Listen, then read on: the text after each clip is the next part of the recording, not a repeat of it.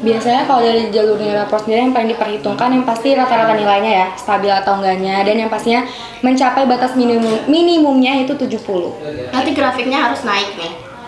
Grafik sebisa nilai. mungkin naik grafiknya ya, naik. sebisa mungkin naik.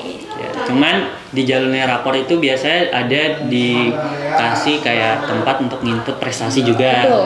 Jadi kalau kalian misalnya punya prestasi baik itu akademik atau non akademik, itu sangat mendukung kalian untuk diterima di jurusan yang kalian minati. Apalagi prestasinya itu linear dengan jurusan kalian. Itu pasti jadi pertimbangan khusus bagi pihak UMY untuk menerima kalian seperti itu.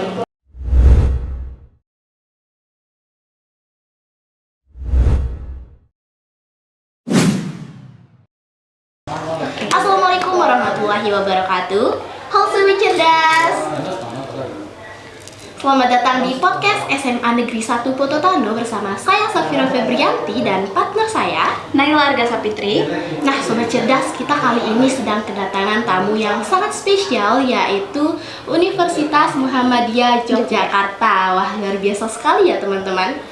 Nah, tanpa berlama-lama yuk langsung saja kita sapa kakak-kakak yang cantik dan ganteng ini. Gimana kabarnya kakak-kakak hari ini? Alhamdulillah baik dan happy banget pastinya. Mungkin pertama kesan untuk Kabupaten Sumbawa Barat kali ya. Kesan kakak pertama kali datang ke sini tuh gimana sih? Boleh disepal-sepil nggak sama sahabat cerdas nih? Mau siapa dulu nih? Boleh yang Ladies first kali ya. Oke. Oke. Kesan pertama datang ke KSB tuh senang banget karena ini pertama kali aku menginjakan kaki di Sumbawa, apalagi ke KSB. Ya sebelumnya tuh nggak pernah kepikiran gitu loh kalau misalnya harus ke KSB gitu, kayak nggak pernah terlintas bakalan ke Sumbawa, dan ternyata 1 bulan di Sumbawa gitu. Jadi kayak happy banget yang pastinya. Kesan pertamanya juga senang karena bangun tidur melihat pemandangan yang bagus banget, jalanan juga nggak macet, terus kayak beda banget lah sama yang di sana gitu. Oke. Kalau dari aku sendiri sebenarnya emang nggak ada pernah kepikiran bakal ke NTB gitu ya, belum ada pikiran ke NTB, dan kebetulan pas lihat ada program KKN di NTB sahabat sekolah, dan itu aku langsung tertarik tuh karena aku pengen explore kayak NTB, dan kuliah tuh NTB tuh terkenal dengan banyaknya pantai gitu, pemandangan alam yang bagus. Nah jadi aku tertarik dan aku daftar, dan ketika sampai di KSB khususnya di sini, dan aku lihat di sini anak-anaknya pada semangat semua, pada rajin gitu ya, dan aku kayak keinget aja gitu zaman-zaman waktu SMA. Oke. Udah pernah coba berlibur belum?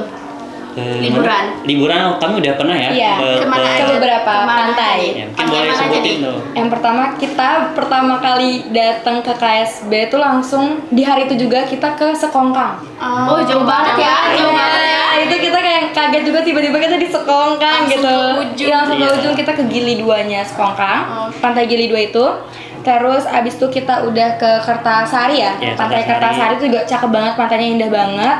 Terus Pantai Balat sama Pantai Poto Batu. Iya, Itu Foto yang Batu dekat. itu yang paling dekat dengan posko Posko kita. gitu. Itu cuma jalan berarti kaki di aja. daerah Taliwang gitu. Iya. Kita Dekat emang, ya. kita emang lebih dekat di Taliwang karena emang di Taliwang kita. Iya. Mungkin langsung aja ya ke pertanyaan pertama ya. Boleh diceritain dulu nggak sih UMY itu kampus seperti apa, dan apa yang jadi ciri khas UMY dibanding kampus-kampus lain gitu Kak? Oke, aku ceritain kali ya UMY. UMY itu kampus Islam yang mungkin bisa kalau teman-teman dengar tuh kayak kampus Islam terbaik se-Indonesia, karena emang UMY itu masuk ke top 1 kampus Islam terbaik se-Indonesia. UMY juga bersaing juga dengan universitas-universitas lainnya, di mana dia masuk ke top 15 nih se-Indonesia. Jadi itu bersaing dengan PTN juga dan masuk ke top 15 gitu. Wah, Nah, luar biasa sekali. kalau ciri khas dari UMY sendiri, yang pasti orang dengar UMY itu kayak gimana, yang pasti Islam ya. Islam dan muda mendunia, unggul Islami muda mendunia. Jadi tuh kalau orang udah dengar UMY itu apa, pasti Kampus unggul Islami muda mendunia gitu. Nah, itu kan namanya kampus Islami ya. Kalau menurut Kakak, buat agama lain itu boleh nggak sih masuk ke situ? Boleh banget, Boleh banget banget. karena Boleh banget. teman aku sendiri pun banyak yang non muslim dan masuk ke UMY sendiri. Jadi di UMY pun walaupun namanya kampus Islam, kita juga nggak melarang siapapun dari agama manapun untuk masuk ke UMY gitu. Tuh teman-teman, Tuh teman-teman. jangan mentang-mentang non Islam nggak masuk UMY ya. Betul banget tuh. Jadi jangan buat teman-teman yang non Islam jangan khawatir karena kita sendiri sana nggak membeda-bedakan ras, suku, agama segala macam. Kita selalu open hand, kita terbuka buat teman-teman yang dari luar negeri, bahkan banyak juga teman-teman kita ya. Betul. Dari luar negeri gitu. Teman-teman yang non Islam apalagi gitu, sangat kami terima di situ. Luar biasa sekali ya ternyata UMY ini teman-teman. Oke, untuk mungkin ada dari kakak-kakak untuk adik-adik SMA yang pengen masuk UMY nih. Jalur masuk apa aja sih yang bisa ditempuh dan yang mana paling banyak diminati gitu sama siswa? Oke, kalau jalur masuknya sendiri itu sejauh ini ada 5 jalur masuk, yaitu ada jalur nilai rapor, jalur tes atau CBT, terus juga jalur lulus ijazah SKL, terus juga jalur nilai UTBK, sama jalur SBMPTNU gitu. Dan kalau yang paling diminatin itu jalur apa? Kayaknya kalau sekarang jalur nilai rapor sama jalur SKL. Karena lebih mudah. Nilai rapor lebih Betul. mudah. Kita cuma tinggal nge-scan aja, nanti ikutin prosesnya aja dari UMY. Terus kalau misalnya nilai SKL, tinggal cantumin kelulusannya atau ijazahnya udah pasti masuk UMY gitu. Gampang ya ternyata teman-teman cara masuknya. Betul banget. Terus kalau untuk nilai rapor tuh ada standarnya nggak sih Kak? Kayak berapa gitu? Standar sendiri pasti ada ya. Ada. Untuk minimalnya itu di 70 rata-ratanya dari semester 1 sampai semester 4 Oh, gitu. oke. Tapi kalau untuk terimanya tergantung dari jurusan yang diminatinya Betul. sendiri, Iya, seperti iya. itu. Dan aku mau nambahin catatan, misalnya teman-teman di sini ada yang berminat di kedokteran. Nah, misalnya teman-teman udah lolos nih seleksi tahap pertama, mau itu jalur rapor atau jalur SKL, itu dia ada seleksi tahap kedua. Nah, kalau tahap kedua di kedokteran itu dia wajib datang ke Jogja. Jadi dia itu ada tes offline-nya. Tes offline-nya itu berupa tes potensi tes potensi skolastik. Terus juga ada wawancara. Nah, di situ harus datang ke Jogja seperti itu. Jadi, kalau untuk teman-teman yang lolos tahap pertama, untuk yang di kedokteran itu ada tahap kedua dan itu teman-teman harus siap untuk datang ke Yogyakarta seperti itu. Gitu. Untuk Oke. biaya pendaftarannya ada nggak sih kira-kira? Kalau pendaftaran itu untuk jalur masuknya ya, berarti Iya. yang jalur rapor gitu-gitu, Iya. itu kalau nggak salah kisaran di 250 sampai 300-an ya kalau nggak salah. Mungkin teman-teman Bisa untuk cek. spesifiknya bisa cek di website resmi dari UMY-nya sendiri seperti itu. Oke. Selanjutnya nih, kalau lewat jalur nilai rapor, biasanya aspek apa yang paling diperhitungkan sama UMY ini Kak? Biasanya kalau dari jalur nilai rapor sendiri yang paling diperhitungkan yang pasti rata-rata nilainya ya, stabil atau enggaknya, dan yang pastinya mencapai batas minimumnya itu 70. Nanti grafiknya harus naik nih. Grafik Sebisa nilai. Sebisa mungkin naik grafiknya ya, naik. sebisa mungkin naik. Ya, cuman di jalur nilai rapor itu biasanya ada dikasih kayak tempat untuk input prestasi juga. Betul. Jadi kalau kalian misalnya punya prestasi baik itu akademik atau non akademik, itu sangat mendukung kalian untuk diterima di jurusan yang kalian minati. Apalagi prestasinya itu linear dengan jurusan kalian. Itu pasti jadi pertimbangan khusus bagi pihak UMY untuk menerima kalian seperti itu. Beralih ke beasiswa nih Kak. UMY menyediakan jenis beasiswa apa aja untuk mahasiswa baru nih Kak? Mungkin aku izin jawab ya.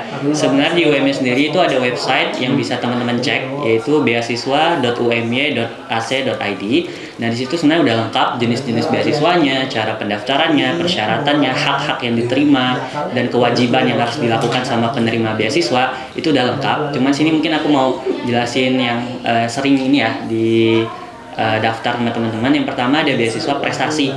Nah, beasiswa prestasi ini dia dari teman-teman yang tadi daftar jalur nilai rapor itu top 3 teratas nilai itu bisa dapat beasiswa prestasi. Nah, keuntungannya apa? Keuntungannya buat teman-teman yang top 1 nilai yang paling tinggi di seleksi jalur nilai rapor itu teman-teman bebas biaya SPP dan DPP 1 tahun pertama. Nah, untuk yang peringkat 2-nya itu teman-teman bebas biaya SPP dan DPP untuk semester pertama aja. Nah, kalau yang ketiga cuman bebas biaya DPP untuk semester pertama. Nah, untuk prodinya sendiri dia ada 17 prodi yang bisa dipilih untuk teman-teman yang menerima beasiswa prestasi, 17 atau 22 saya lupa, itu bisa teman-teman cek lagi aja.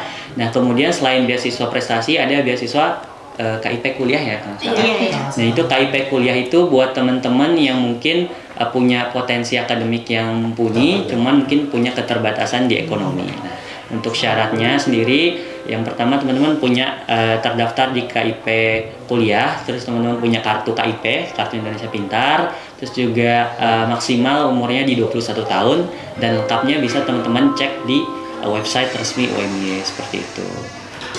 Nah, apa sih pembeda dari beasiswa KIP dan beasiswa prestasi, dan siapa saja sih yang bisa mendaftar di beasiswa tersebut? Sebenarnya kalau untuk pembedanya yang paling utama ya karena kondisinya ya. Kalau beasiswa KIP kan diperuntukkan untuk teman-teman yang punya potensi akademik yang mumpuni, cuman untuk biaya keterbatasan ekonomi seperti itu. Nah, kalau yang prestasi itu buat teman-teman yang nilainya tinggi gitu, top 3 dari teman-teman camaba lain yang masuk, teman-teman tuh dapat posisi 3 teratas. Nah, itu bisa mengajukan beasiswa prestasi. Nah, terus untuk syarat-syaratnya sendiri seperti yang sudah saya sebutkan ya, tadi ada, bisa teman-teman cek di website resmi UMY, yaitu beasiswa.umy.ac.id. Di situ lengkap untuk penjelasan syarat pendaftaran, kemudian haknya apa aja, kewajibannya apa aja. Di situ bisa teman-teman cek secara lengkap seperti itu. Dan juga izin nambahin ya, beasiswa itu nggak cuma yang disebutin Kak Zauki aja, tetapi masih banyak banget, bisa dicek juga bener di beasiswa.umy.ac.id itu. Berarti nggak cuma 1-2 Iya, Ya, tapi ada banyak banget, bahkan beasiswa tapak suci ya, Tapak itu suci, juga ada. beasiswa dokter, Yang suka silat, Nah, boleh betul teman-teman. buat teman-teman yang punya prestasi silat, terus juga seni, kemudian hafiz. Hafiz di sini UMY sudah menerima beasiswa buat teman-teman yang minimal punya hafalan 5 juz dengan sertifikat resmi seperti itu. Bahkan ada beasiswa dokter, dia bebas biaya dari awal masuk sampai jadi dokter. Bahkan dapat uang bulanannya juga. Keren sekali, Keren banget. teman-teman. Oke, untuk mahasiswa dari luar daerah nih Kak, fasilitas apa sih yang disiapkan sama UMY supaya mereka nih tetap nyaman selama berkuliah gitu? Nah, fasilitasnya sendiri tuh banyak banget yang pastinya. Yang pasti ruang kelasnya nyaman banget dan semuanya sudah full dengan televisi yang udah smart TV juga. Terus juga di UMY sendiri tuh ada asrama. Jadi buat orang tuanya yang khawatir nih kayak merantau jauh-jauh ke Jogja, apalagi kalau misalnya dari Sumbawa kan jauh banget ya buat ke Jogja. Nggak usah khawatir karena di UMY sendiri tuh ada asrama. Asramanya juga ada 2, yaitu ada asrama yang biasa namanya Unires, ada juga asrama yang mungkin seperti apartemen, itu namanya dormitory UMY. Itu juga baru diresmikan di tahun kemarin gitu. Apa tuh bedanya Kak? Bedanya mungkin di fasilitasnya. Kalau misalnya di Unires sendiri tuh lebih ke asrama yang benar-benar asrama kayak pesantren. Iya. Nah, tapi kalau misalnya di dormitory sendiri tuh asrama yang kayak apartemen. Jadi untuk fasilitasnya semua benar-benar udah bagus banget, bahkan bentuknya tuh kayak apartemen gitu. Oh, luar biasa sekali. Jadi kita gak usah pusing-pusing nih buat nyari kos di luar. Betul banget. Buat yang perantau-perantau Betul banget. dari jauh. Oke. Mungkin terakhir nih ya Kak, satu pesan atau tips penting dari kakak-kakak buat calon mahasiswa yang lagi galau milih kampus dan jalur masuk ke kampus impiannya gitu. Yang masih pusing nih, yang masih bingung nih. Iya, buat Yang masih bingung sama mau Iya. milih kemana, yang pastinya kalau menurut aku ya, tentuin dulu mau jurusan atau kampus. Karena kalau misalnya kamu ngejar kampus, berarti kamu mau jurusan apapun. Dan kalau misalnya kamu mau ngejar jurusan, berarti kamu bisa di kampus manapun gitu. Jadi harus ditentuin juga dengan baik, dipikirin matang-matang mau pilih yang mana. Karena kuliah itu bukan main-main, jadi kayak bener-bener harus yakin kalau misalnya kuliah di bidang itu survive dan sesuai dengan passionnya.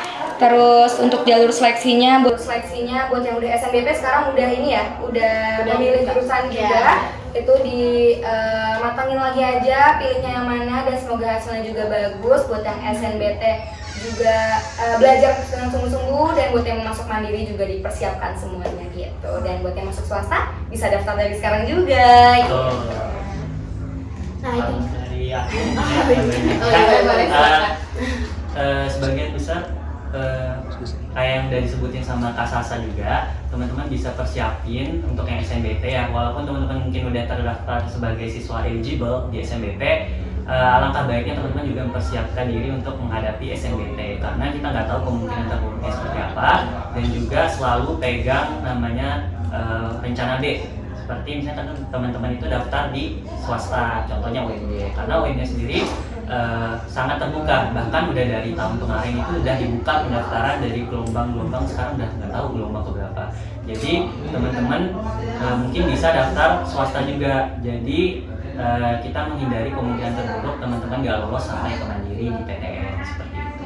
Izin nambahin dikit juga, dan buat teman-teman yang nantinya kuliah di swasta tuh nggak perlu minder banget, kayak minder sama teman-teman di PTN segala macam, karena dimanapun kita itu kita bisa bersaing dan kita bisa bersinar gitu. Gimana kalau misalnya kita udah keterima nih di SNBP, tapi kita udah terlanjur daftar nih di UNB? Itu nggak masalah banget, karena ini setahu aku ya, saya ingat aku juga di UMY sendiri, kalau misalkan kita keterima di top 5 universitas teratas di Indonesia itu akan dibalikin uangnya. Jadi kalau misalnya kita keterima kayak di UI, UNAR, terus beberapa universitas lainnya yang nanti ada di website UMY, bisa dicek aja, itu akan dibalikin 100% biaya. Jadi nggak perlu khawatir ya. Nggak perlu khawatir buat uangnya. Ya. Mungkin itu saja pembahasan kita pada episode kali ini. Semoga apa yang kita bahas tadi bisa bermanfaat untuk sobat cerdas di rumah. Saya Safira Febrianti dan partner saya Naila Arga Sapitri pamit undur diri. Wassalamualaikum warahmatullahi wabarakatuh.